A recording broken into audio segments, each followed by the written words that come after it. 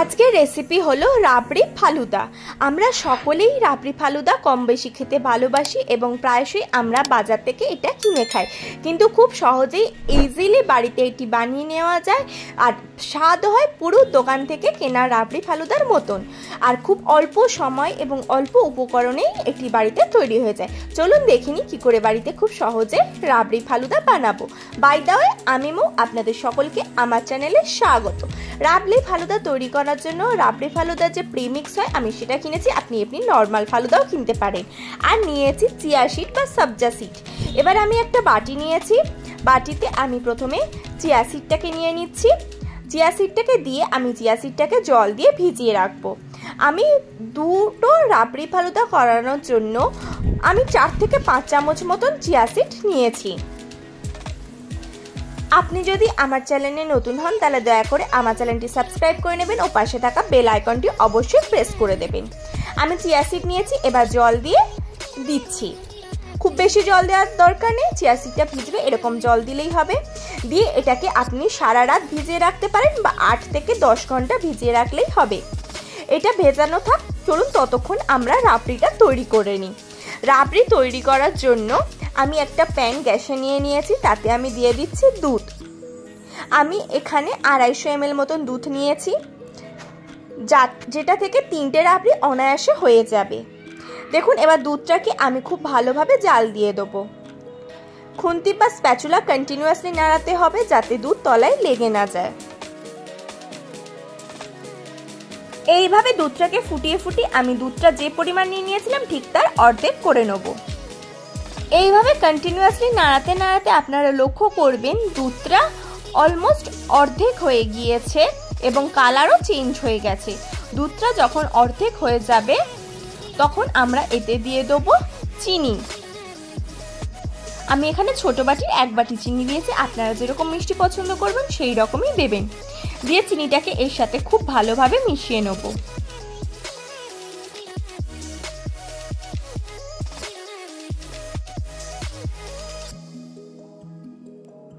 দেখুন, খুব ভালোভাবে মিশিয়ে নিচ্ছি।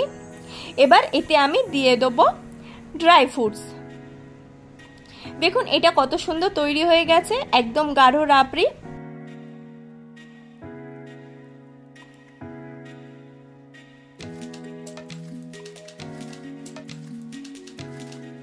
এতে আমি ড্রাই ফ্রুটসের মধ্যে প্রথমে দিয়ে দেবো কিশমিশ,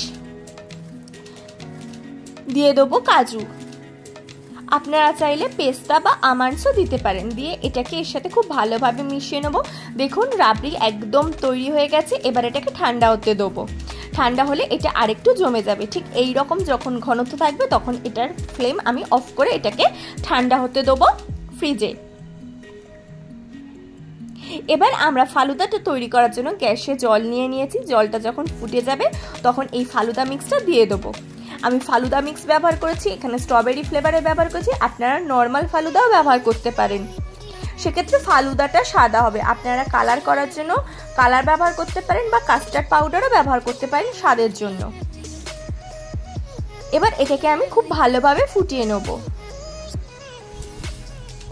এই গরমে রাবড়ি ফালুদা খাওয়ার মজাটাই আলাদা। আপনারা অবশ্যই একবার এইভাবে রাবড়ি ফালুদা বাড়িতে বানান।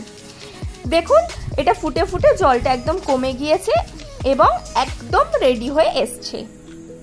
ঠিক এই রকমই তৈরি করে নিতে হবে।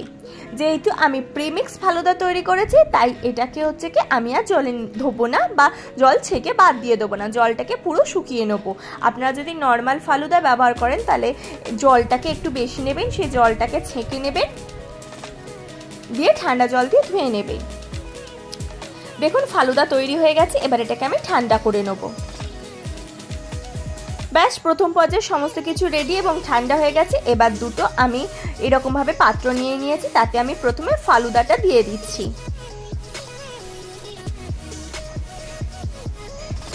দেখুন আমি খুব ভালোভাবে ফালুদাটাতে এতে স্প্রেড করে দিচ্ছি।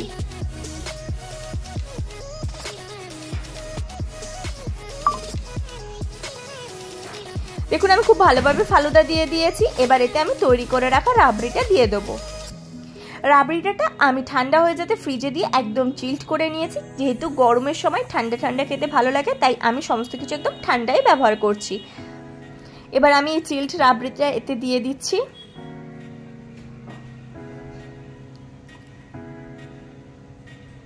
পরিমাণটা আপনারা আপনাদের পছন্দ অনুযায়ী দেবেন, কিন্তু যত দেবেন ফ্লেভার তত ভালো আসবে। এবার আমি ভিজিয়ে রাখা চিয়া সিডটা দিয়ে দিচ্ছি।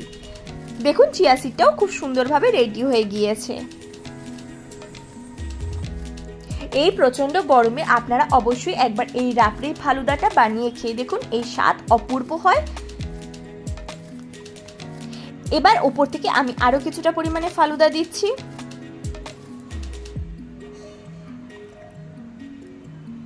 দেখুন আমি আবার উপর থেকে কিছুটা পরিমাণে ফালুদা দিয়ে দিচ্ছি দুটোতেই। ফালুদা দেওয়া হয়ে গিয়েছে। এবার আমি দিয়ে দেবো, আমি এখানে ভ্যানিলা আইসক্রিম ব্যবহার করেছি। আইসক্রিমটাও সেম আপনারা যেরকম খেতে চাইবেন সেই পরিমাণে আইসক্রিমটা দেবেন। আপনি ভ্যানিলা আইসক্রিমের বদলে 2-in-1 আইসক্রিমও ব্যবহার করতে পারেন। দেখুন আমি আইসক্রিম দিয়ে দিচ্ছি এতে।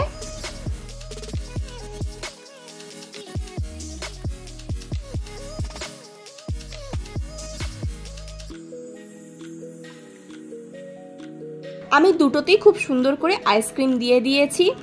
এবার উপর থেকে আমি কিছু কেটে রাখা ড্রাই ফ্রুটস দিয়ে দিচ্ছি। কাজু ও পেস্তা এতে দিয়ে দিচ্ছি দেখুন খুব সুন্দরভাবে। এটা অপশনাল, আপনারা চাইলে দিতেও পারেন, নাও দিতে পারেন। আমি আরো কিছুটা পরিমাণে ওই তৈরি করে রাখা ফালুদা মিক্স দিয়ে দিচ্ছি।